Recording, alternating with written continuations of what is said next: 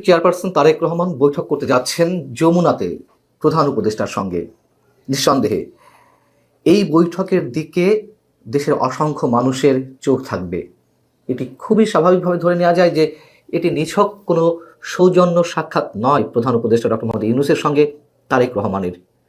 নির্বাচনের এক মাস আগে থেকেই যে উত্তপ্ত পরিস্থিতির সৃষ্টি হয়েছে রাজনৈতিক অঙ্গনে, বিশেষ করে নির্বাচনকে ঘিরে আইন শৃঙ্খলাজনিত পরিস্থিতির অবনতি, এটি থেকে শুরু করে আরও নানান ইস্যুতে যথেষ্ট পরিমাণ যে বিতর্কের সৃষ্টি হয়েছে, নির্বাচন নিয়ে নানান ধরনের শঙ্কার সৃষ্টি হয়েছে, তার মধ্যে তারেক রহমান যে নিছক কোনো সৌজন্য সাক্ষাৎ করতে যাচ্ছেন না ডক্টর মোহাম্মদ ইউনূসের সঙ্গে, এটি নিশ্চিত। এবং যতটুকু জানা যাচ্ছে যে তারেক রহমান এই নির্বাচনকে সামনে রেখে বিএনপির পক্ষ থেকে বেশ কিছু দাবি বা সিদ্ধান্ত জানিয়ে আসতে পারেন। একটা জিনিস অনেকেই খেয়াল করছেন নিশ্চয়, যে তারেক রহমান দেশে আসার পর তার যে বিরল নজিরবিহীন নিরাপত্তা ব্যবস্থা তাকে ঘিরে, এবং একই সঙ্গে খালেদা জিয়ার মৃত্যুর পর ইউনূস সরকারের পক্ষ থেকে যেসব ধরনের আয়োজন করা হয়েছে, মানে আন্তরিকতা তো বটেই, তার চেয়েও বেশি অনেক কিছুর আয়োজন করা হয়েছে, সেগুলো মানুষের সন্দেহের দৃষ্টিতে এসেছে।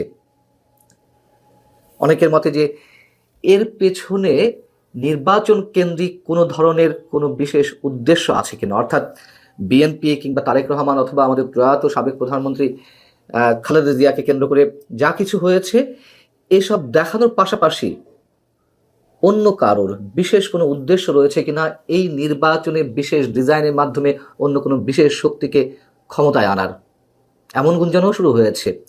শোনা যাচ্ছে যে একটি বিশেষ ইসলামপন্থী রাজনৈতিক দল তারা নির্বাচন বয়কট করতে পারে। বুঝতেই পারছেন কাদের প্রসঙ্গে গুঞ্জন শুরু হয়েছে। সেক্ষেত্রে নির্বাচনের গ্রহণযোগ্যতা নিয়ে যাতে কোনো প্রশ্ন না ওঠে, সে বিষয়ে কোনো আলোচনা হবে কিনা আমরা জানি না। এরই মধ্যে বাহরাইন এবং ওমানে পোস্টাল ব্যালট পেপার নিয়ে যে ভিডিও যথেষ্ট পরিমাণ ভাইরাল হয়েছে, সারা দেশে গণভোটের ব্যালট পেপার এক মাস আগেই জেলা প্রশাসকদের ট্রেজারিতে যে পৌঁছে গেছে, তা নিয়েও নানান ধরনের বিতর্ক শুরু হয়েছে। নির্বাচনকে কেন্দ্র করে আসলে কি ঘটতে যাচ্ছে নির্বাচনের নামে। পাশাপাশি নিশ্চয়ই আমাদের চোখে এটিও বেঁধেছে যে শিক্ষা সংক্রান্ত একটি দক্ষিণ এশীয় সম্মেলনে প্রধান অতিথি হয়ে আমাদের প্রধান উপদেষ্টা ডক্টর মোহাম্মদ ইউনূস পরোক্ষভাবে এনসিপির পক্ষে প্রচারণা চালিয়েছেন। তিনি মন্তব্য করেছেন যে তরুণদের সেই দল থেকে অনেকেই বিজয়ী হয়ে আসবে নিশ্চিতভাবে। এমনকি এই মন্তব্যও করেছেন যে তাদের মধ্য থেকে কেউ শিক্ষামন্ত্রীও হতে পারেন। এই যে অযাচিত এই ধরনের মন্তব্য, তা নির্বাচনে প্রভাব ফেলতে যাচ্ছে কিনা, অথবা নির্বাচনের কোনো ডিজাইন হয়ে থাকলে আগেভাগেই তার অনেক কিছু বেরিয়ে পড়ছে কিনা অবচেতনভাবেই, সেগুলো নিয়েও নানান ধরনের প্রশ্ন উঠেছে। এবং এই সরকার যে নিরপেক্ষ নয়, তাতে সরকারি নানানভাবে তারা তাদের নিজেদের কর্মকাণ্ডের মাধ্যমে আমাদের সামনে ফুটিয়ে তুলছে। অতএব বৃহস্পতিবার যে বৈঠকটি যমুনাতে অনুষ্ঠিত হতে যাচ্ছে প্রধান উপদেষ্টার সঙ্গে তারেক রহমানের, নিঃসন্দেহে সেদিকে নজর থাকবে দেশের কোটি কোটি মানুষের। এবং আমি প্রায় বলি, অনেকে বলেন যে বিএনপি বারবার ফাঁদে পা দিচ্ছে সরকারের। যে কোনো কঠিন মুহূর্তে, যে কোনো সংকটময় মুহূর্তে আমরা দেখেছি যে ডক্টর মোহাম্মদ ইউনূস 3টি দলকে সাথে নিয়ে বৈঠক করেছেন এবং সেই বিষয়গুলো মোটামুটি সামাল দেওয়ার চেষ্টা করেছেন। যখনই ডেকেছেন বিএনপি তার ডাকে তার আহ্বানে সাড়া দিয়েছে,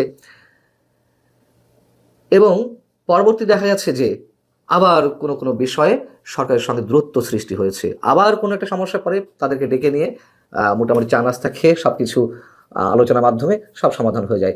বিএনপি অনেক অনেক ছাড় দিয়ে এই পর্যন্ত এসেছে, তাই অনেকেই বলে থাকেন যে বিএনপি বারবার ফাঁদে পা দিচ্ছে। এই নির্বাচনকে কেন্দ্র করে বিএনপি চূড়ান্তভাবে ফাঁদে পা দিতে যাচ্ছে কিনা, সেই প্রশ্ন অনেক জোরালোভাবে উঠেছে। দেখা যাক যমুনাতে কি ধরনের সিদ্ধান্ত বা দাবির কথা জানিয়ে আসেন তারেক রহমান। তার উপরে নির্ভর করছে দেশের ভবিষ্যৎ, আগামীর যে গুরুত্বপূর্ণ নির্বাচনটি তার অনেক কিছুই, যদিও সরকারের পক্ষ থেকে বলা হচ্ছে, দাবি করা হচ্ছে যে এটি হবে দেশের ঐতিহাসিক নির্বাচন, তার তো বিন্দুমাত্র কোনো লক্ষণ বা কোনো ধরনের দৃষ্টান্ত এখনো পর্যন্ত আমাদের সামনে উপস্থিত হয়নি। সেই জায়গা থেকে বৃহস্পতিবারের যমুনার বৈঠকটি নিঃসন্দেহে